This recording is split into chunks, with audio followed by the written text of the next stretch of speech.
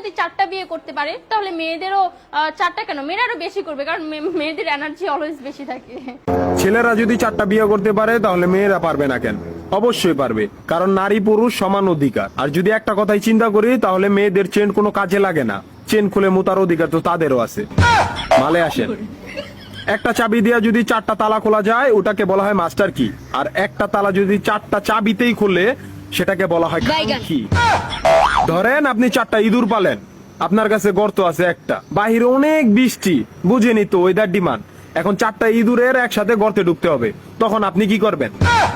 ধরলাম উপরে নিচে মিলাই আরো 2টা আছে, হ্যাঁ, তাহলে 4 নাম্বার ইঁদুরটা কই যাবো? কানের ফুটা দা না নাকের ফুটা দিয়া? হ্যাঁ, তার মধ্যে মাসের মধ্যে 7 দিন থাকে লকডাউন।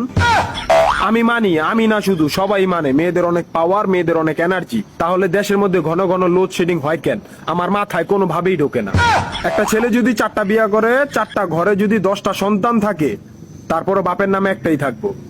এখন আপনি যদি 4টা বিয়া করেন, একটা সন্তান হয়, তাহলে বাপের নাম কি দিবেন? সলিমুদ্দিন, কলিমুদ্দিন, আনোয়ার, মনোয়ার, নাকি গড়ে মিলাইয়া জানোয়ার? আপনি কি নারী না ঢাকা শহরের লোকাল গাড়ি? 30টা সিট ফুল, 20 জন দাঁড়ানো, তারপরও বলে পিছনে সিট খালি, ওঠেন তাড়াতাড়ি, পিছনে সিট খালি, ওঠেন তাড়াতাড়ি। শুধু এই সমস্ত মেয়েদের কারণে পুরা নারী জাতির সম্মানহানি হয়।